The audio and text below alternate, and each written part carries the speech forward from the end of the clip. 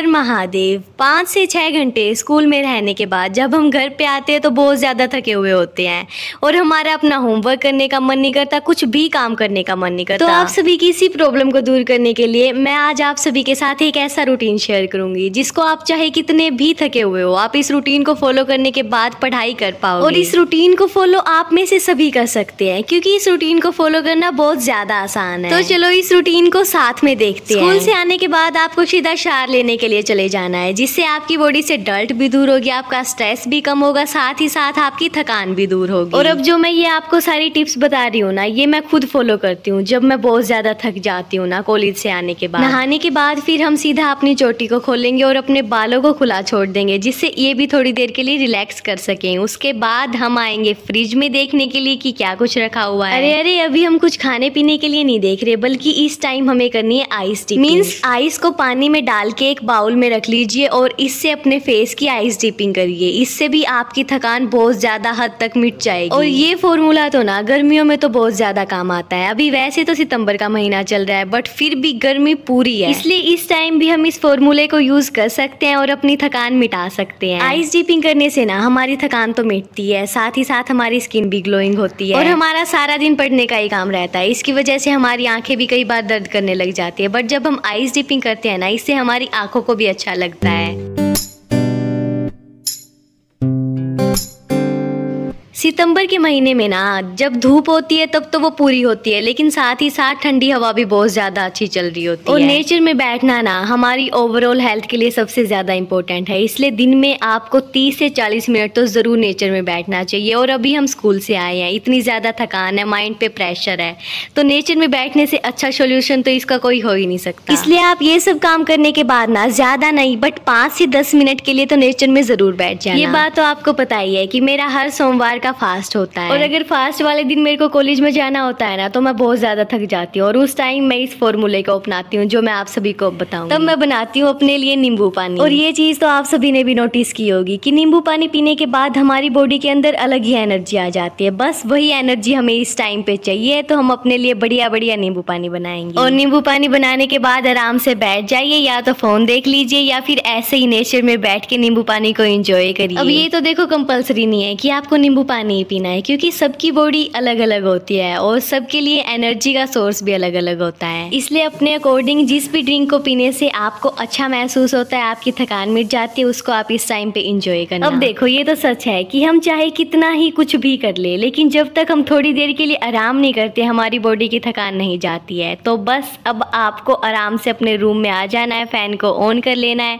और थोड़ी देर के लिए रेस्ट करना है। अब यहाँ रेस्ट करने से मतलब ये नहीं है कि आप सो जाओगे 3-4 घंटे के बाद उठोगे, जी नहीं, आप एक हिसाब से पावर नैप लोगे। 30 से 40 मिनट तक आप सो सकते हो।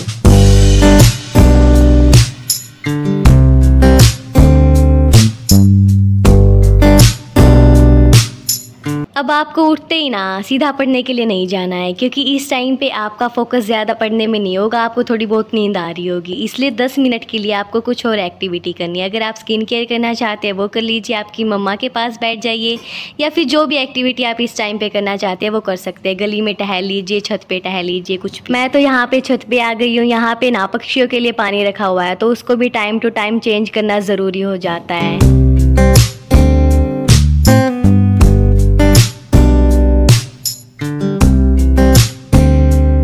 कई बार दिन में जब मैं यहाँ पे देखती हूँ ना, तो कई बार गिलहरी आई हुई होती है, कभी कभी कबूतर, कभी कभी चिड़िया, तो उनको देखने के बाद बहुत अच्छा फील होता है। और एक दिन तो बंदर आए हुए थे, वो तो जैसे हम पानी पीते हैं ना ग्लास के साथ, वैसे पीने लग गया था, तो उसको देख के और ज्यादा अच्छा फील होने लगा।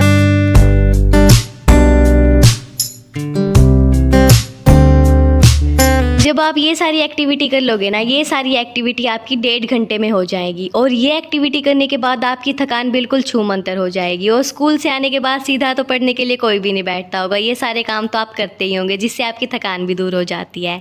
और पढ़ने से पहले अब हम कुछ खाएं पिएंगे, क्योंकि जब हम पढ़ने बैठ जाएंगे तो बीच में हमें भूख लगेगी, उससे अच्छा है पहले ही कुछ खा पी लेते हैं।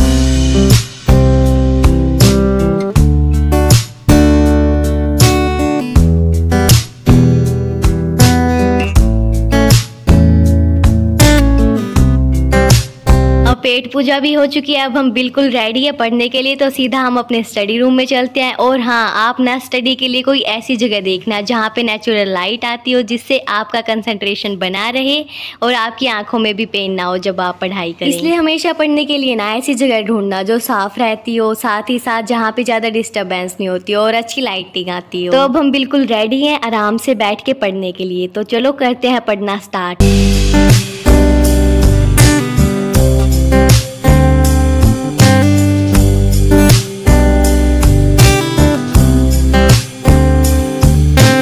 इस टाइम ना आपके अंदर पूरी एनर्जी है, तो इस टाइम आपको जो सब्जेक्ट मुश्किल लगता है ना, वो सब्जेक्ट आपको लेके पढ़ने के लिए बैठना है। जब हमें पढ़ते पढ़ते कई देर होने लग जाती है ना, तो थोड़ी देर के बाद हमारा कंसंट्रेशन टूटने लग जाता है। इसलिए उस टाइम सही रहेगा कि आप अपने आसान सब्जेक्ट को पढ़ें। मुश्किल सब्जेक्ट को हमेशा उस टाइम पे पढ़ना जब आपके अंदर पूरी एनर्जी हो और आपका फोकस लेवल बिल्कुल पूरा। अब इस टाइम आप जिस क्लास में, उसके अकॉर्डिंग आपको जितना होमवर्क मिलता है ना, उस हिसाब से आपको स्लॉट लगाना है। 1 घंटे का, 2 घंटे का, 3 घंटे का। कंटिन्यू ना 2-3 घंटे तक मत पढ़ना, बीच में 5-5 मिनट का ब्रेक लेना।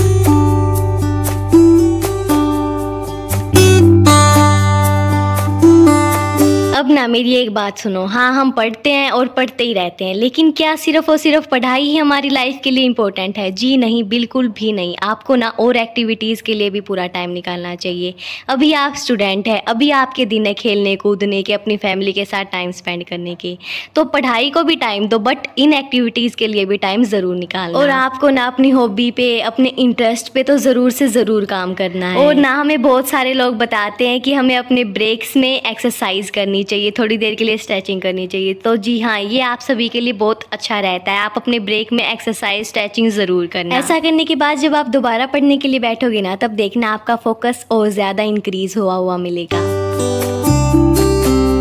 और जब पढ़ाई करने में बोरियत महसूस होने लगे, तो आप उस टाइम पे ऑनलाइन क्लास ले सकते हैं, यूट्यूब से पढ़ सकते हैं, अपने भाई बहन से पढ़ सकते हैं, डायग्राम्स की हेल्प ले सकते हैं। और अपने ब्रेक के बाद फिर दोबारा से पढ़ने के लिए बैठ जाना। और ना इस बात की तो गांठ मार लो कि आप जो भी पढ़ते हैं उसकी डेली रिवीजन ज़रूर से ज़रूर करनी है, क्योंकि अगर आप रिवीजन नहीं करोगे ना, तो उसको पढ़ने का कोई फ़ायदा नहीं रहेगा। रिवीजन करने के बाद ही वो चीज़ हमें पक्की याद होती है। इसलिए या तो मॉर्निंग में स्कूल में जाने से पहले रिवीजन करके जाए, या फिर रात में सारी रिवीजन कंप्लीट करने के बाद ही सोएं।